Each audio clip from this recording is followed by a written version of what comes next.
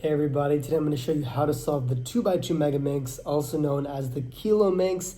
So without further ado, let's get right into it. Our first step to solving the Kilominx is to identify the white centerpiece. So looking around the cube, of course, these are the centerpieces. We have identified the white centerpiece. Our next step is to bring the rest of the white corner pieces down to here. So we already have one down here, but generally, what we want to do is find a white corner piece and then look at the other two colors on it.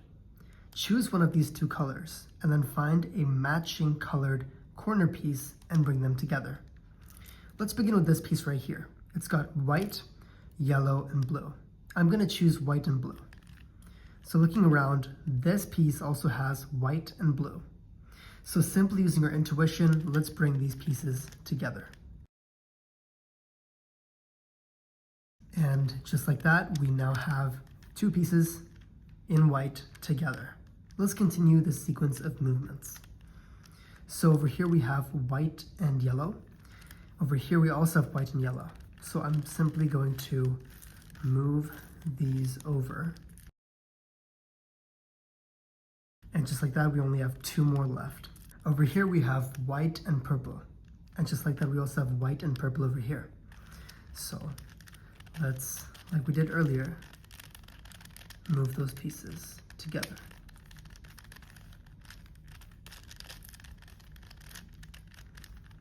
And now for the very last piece, we know exactly where it's supposed to go. It's just a matter of placing it there. Now, if there's any confusion as to how you can take a piece like this and place it into the bottom layer without messing up anything that you've already created, just remember to use the triggers, the R, U, R prime, L prime, U prime, L movements that we learned on the 3x3 Rubik's Cube. If you don't know those, you can quickly head over to my video on the 3x3 Rubik's Cube and learn cube notation, which will tell you everything you need to know.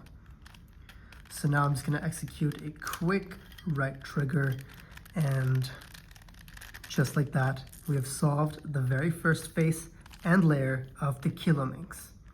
And just to finish it off, I'm going to give it a little twist, and there we are. Now they're matched with the centerpieces, and we're done with this step. Now our next step in solving the Kilominx is to solve for these pieces right here.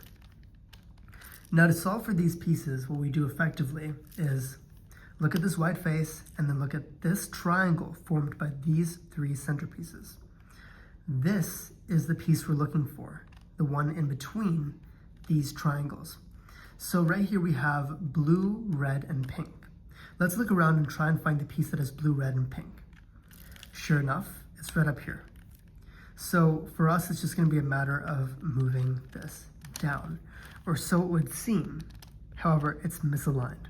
So what we do in this case is to move it back up onto the top face. Once we move it onto the top face, let's execute a trigger. I'm going to execute a trigger like so, and now it is matched up in terms of color. Now it's just a matter of placing it back into its rightful space. Now onto the next piece.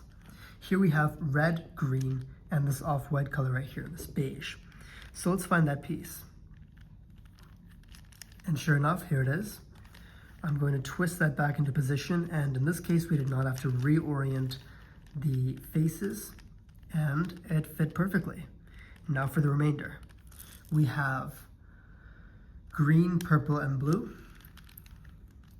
And looking around, we can find green, purple, and blue right here. So you can see that it's actually placed, quite unfortunately, in between these already two set pieces. So you can't really mess around with it too much. But what you can do is execute a trigger right on this piece to trigger it out into the top layer. So I'm going to do a quick trigger to just shoot that out of this little slot over here.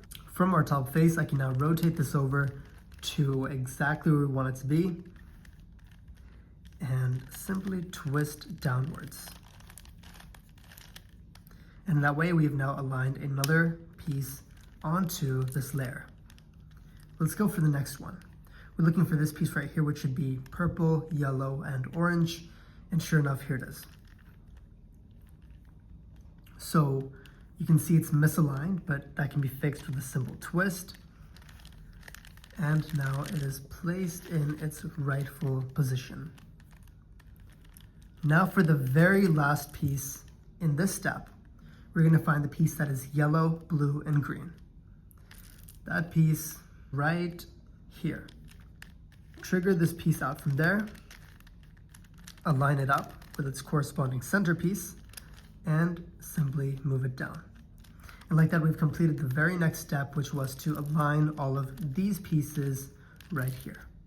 Now on to the next step, which is to finish this entire layer and leave just the top layer remaining. How do we do that? We are going to solve for all of these pieces right here. Now to solve this, what we've got to do is look at the top layer. And in the top layer, what we're going to do is we're going to look for pieces that don't have gray. And that's because the top layer is supposed to be gray. This piece is one example of that. It's got blue, pink, and green. So let's look around and see where that's supposed to go.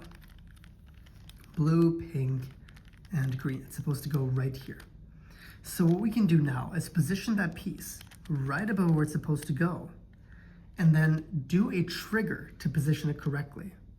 Now, if you have the intuition to understand which trigger to do, you can do that. Otherwise, you can keep doing one trigger until the piece fits.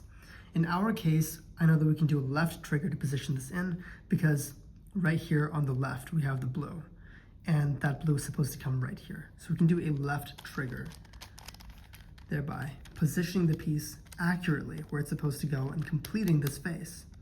Now to repeat that sequence of movements. There is another piece that doesn't have gray on it. It has beige, green, and blue. Let's move this piece back around. So this is where it's supposed to go, beige, green, and blue, and that's where our piece is. So again, what we're gonna do is just complete one simple trigger movement, which should place it perfectly where it's supposed to go. Here's another piece that doesn't have gray. Red, beige, and pink. Red, beige, and pink. Now let's do another trigger. In this case, one trigger alone is not fixing it. So what do? We trigger it out again, position back in place, and trigger one more time. And like that, we've solved that piece as well. Here's another piece, orange, purple, and blue. Let's place that where above where it's supposed to go and try the exact same thing again. One trigger wasn't enough, let's do it again. So we have now placed that piece in. Now for the very last piece. Let's just do the exact same thing again.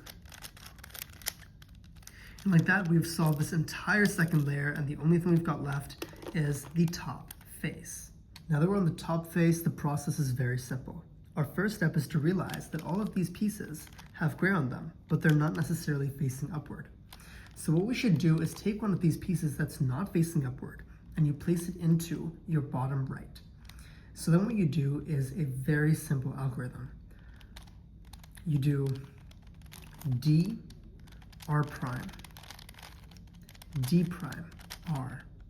Now you can see nothing's changed, but what you have to do is keep repeating that sequence of movements. D, R prime, D prime, R, D, R prime, D prime, R. And like that. Now this piece has been rotated to the top. But you can see that all of these pieces are messed up. Don't worry about that. Simply turn to the next part and repeat that sequence of movements.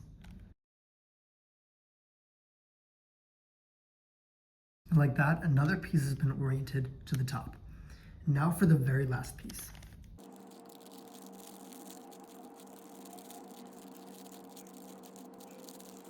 Now onto the most fun step. Right here, what we're gonna do is we're gonna orient these corner pieces to be facing in the right places. So what we can do is we can start working around. So notice if you have any pieces together. If you don't, it's fine. We're gonna place them together.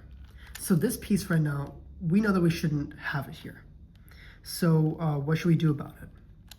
What we can do is we can trigger this piece out. We can flip the entire cube and then trigger this piece out with a right trigger.